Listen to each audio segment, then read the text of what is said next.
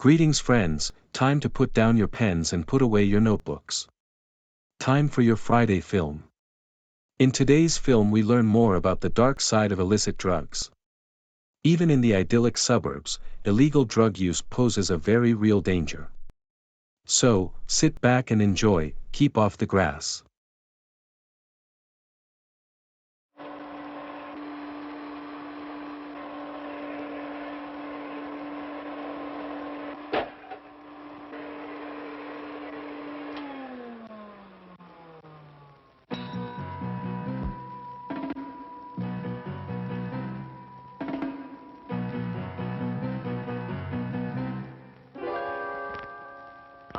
Tom, these are yours? Yeah, they're mine. Oh, Tom, how could you? Like all too many of his contemporaries, Tom is experimenting with something he knows little about which too little is known by anyone. Marijuana. It's a scene which must have times, in countless ways, all equally heartbreaking. The father-son confrontation. Mom smokes like a chimney. And you have a drink every day and smoke too. It's not the same. Why not? It's easy for you to stand there with a cigarette in one hand and a drink in another and tell us not to blow pot. Have you really considered all the consequences? There's not a shred of evidence that marijuana is any worse than nicotine or alcohol. You can get cancer. Your liver can rot away. Well, you're right. You rather look down on my generation for getting hung up on smoking and drinking, knowing it's bad for us. You think we're stupid. Maybe you're right. But does that make your generation so all-fired smart for getting hung up on grass? You can be harmed by that, too. Or do you have double standards when it comes to our smoking and drinking and your blowing pot? Pot isn't bad for you. Oh, isn't it? How do you know?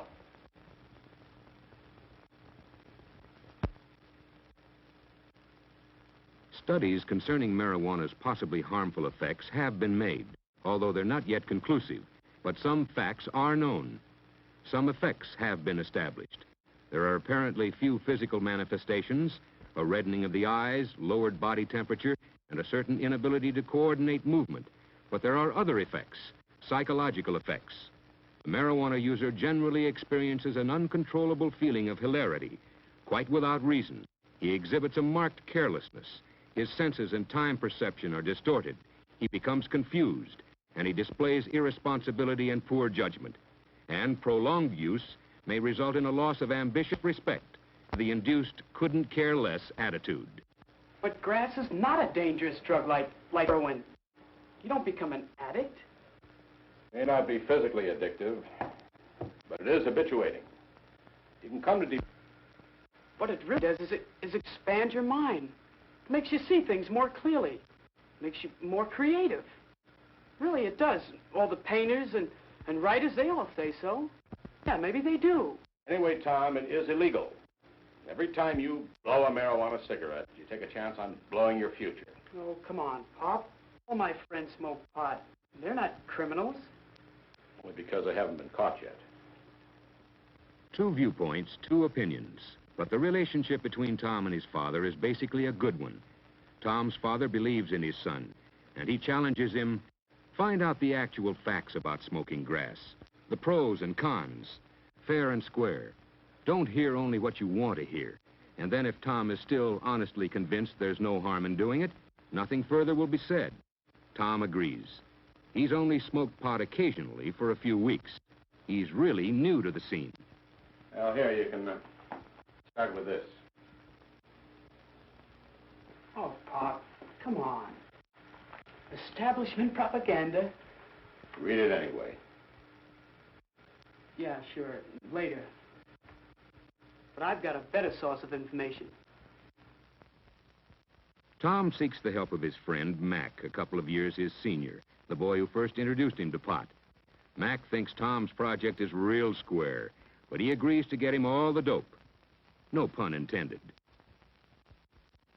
He knows just where to start Tom's education. At a garden pot party held by one of Mac's friends. Smoking grass is a private affair and doesn't harm anybody, he's told. It's a groovy way of relaxing, opening your senses. Tom is most interested in what he sees. These people, most of them college students, are bright and well-adjusted, very sure of themselves and their ability to handle anything. Obviously, they are all able to blow pot occasionally without ill effects. Well, almost all of them. Pot doesn't have the toxic effects of cigarettes, he's told, and it doesn't lead to the excesses of behavior that alcohol does. Ability to coordinate movement. The negative effects of smoking grass are exaggerated. All it is a neat way to dispel the problems of the day for a little while. Uncontrollable hilarity without reason. Mac has managed to get himself stoned. He has a great idea. He'll take Tom to see someone who can give him the real lowdown, a true expert on the grass scene.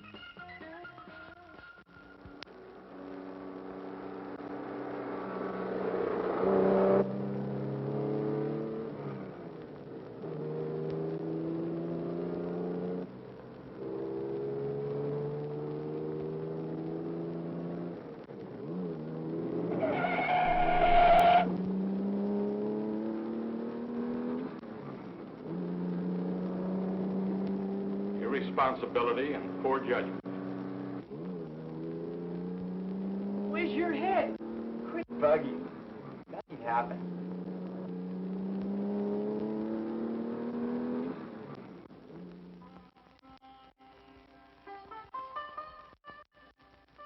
Mac takes Tom to a psychedelic shop, a head shop. The place is something else, out of sight.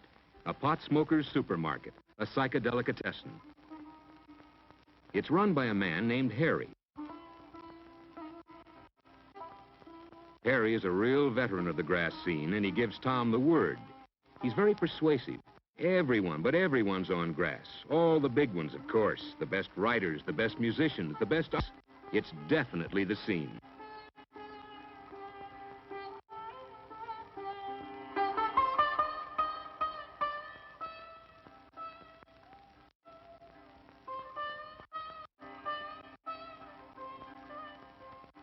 Tom is impressed with the imaginative, creative posters displayed on the wall.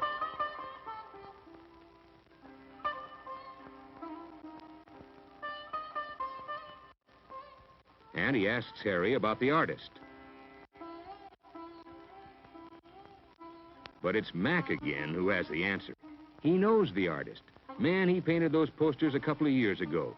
His pad's nearby. Why not go over and meet him? Why not, indeed?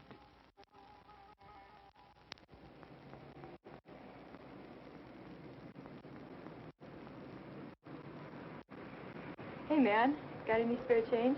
Sure. Here. Loss of self-respect.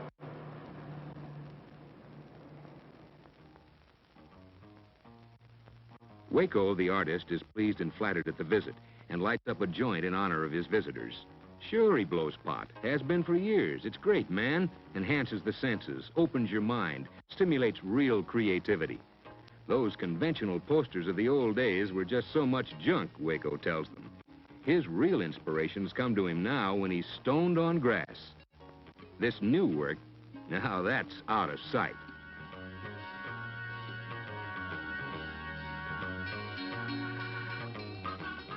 They only think they create better things. Waco insists grass is the greatest. That's where real expansion of your mind and talents can be found. Turn on, tune out of the rat race and its square problems, and tune in on real self-knowledge and creative power. Waco, come quick! Bunny is Waco's wife. There's trouble, big trouble. The man is busting her younger brother.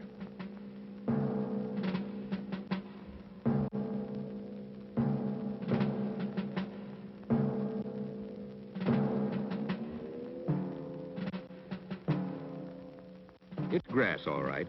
Bunny's brother, Jim, had been observed getting it from a known dealer. The officers caught up with him and placed him under arrest. It's still illegal. You take a chance of blowing your whole future.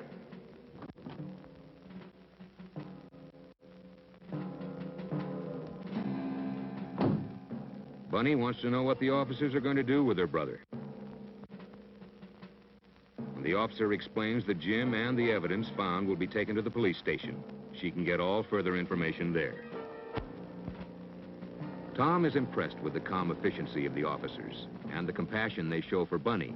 They never lose their cool, even in the face of verbal abuse hurled at them by some of the onlookers.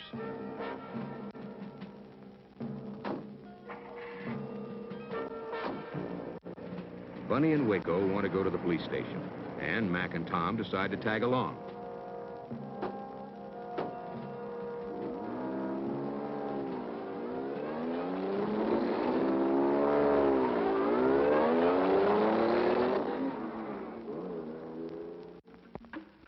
At the police station, while Waco's talking to the desk sergeant, Bunny's worrying about her brother. He knew he was taking a chance on that pickup, she says, but he just had to have his grass. Not physically addictive, but habituating. You get to depend on it psychologically. Tom wants to think, so many thoughts are crowding his mind.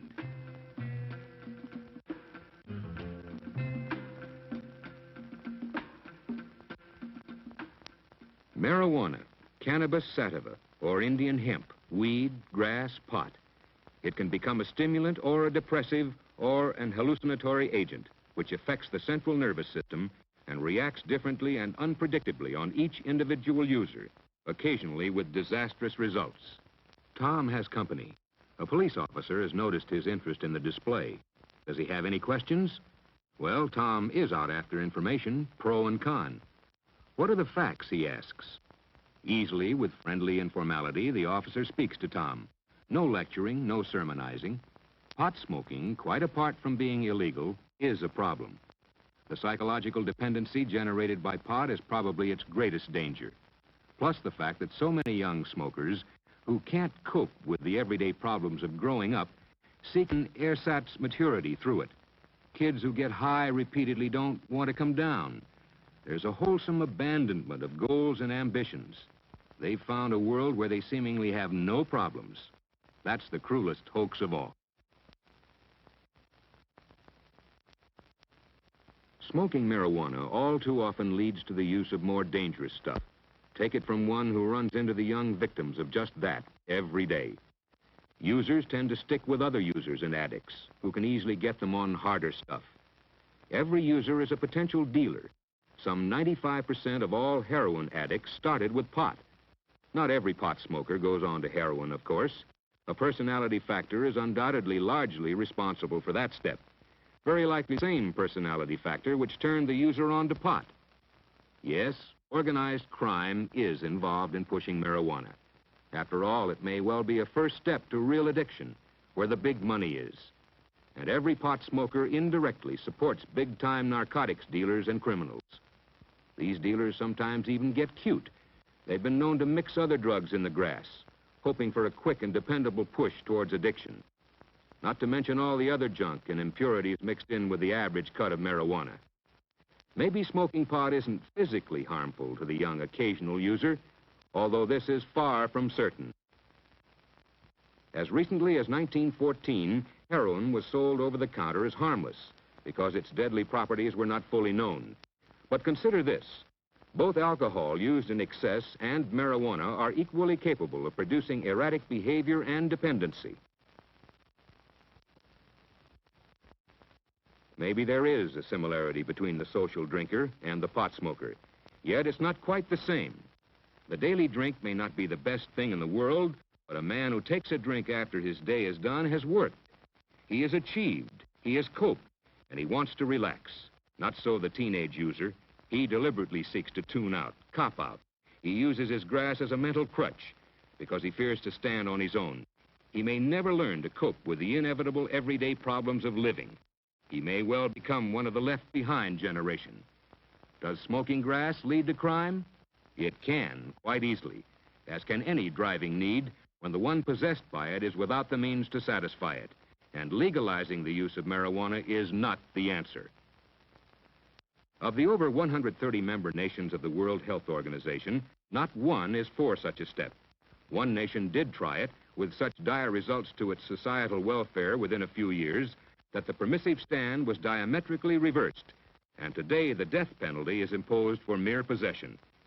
In the United States, a less harsh, more realistic legal attitude than exists might be the answer.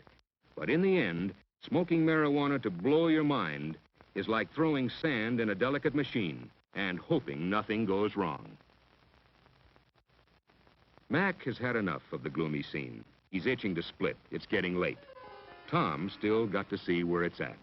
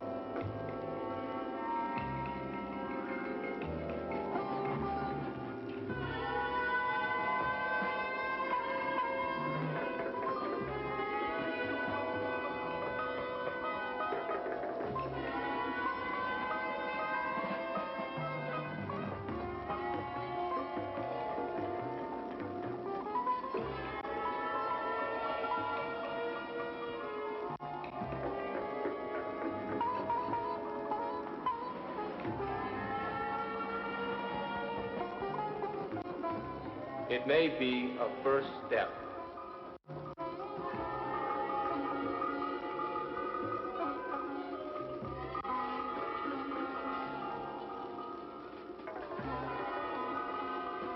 The left behind generation.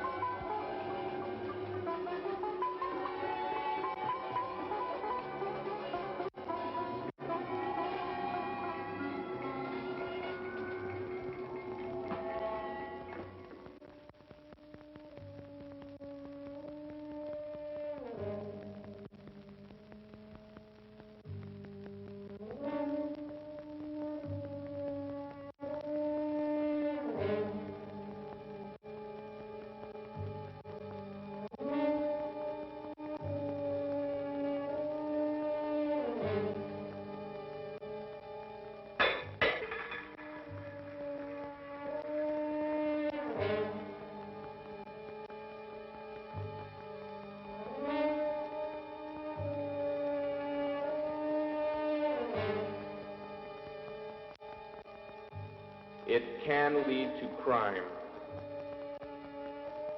You look like you've got bread, man. Give.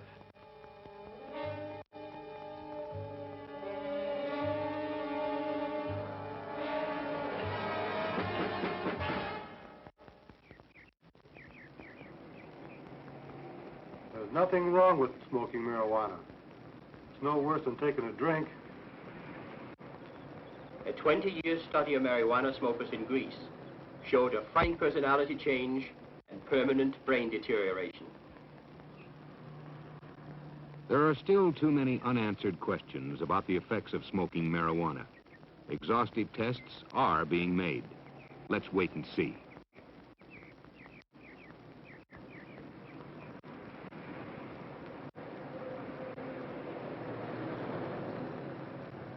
Man, you look uptight. You need a little grass. No, On the house. no thanks.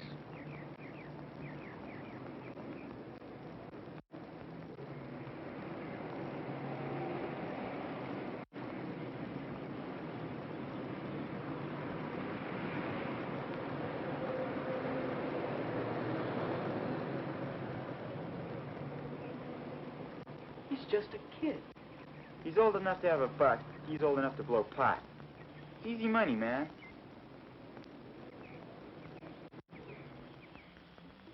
Tom's impressed with what he has experienced.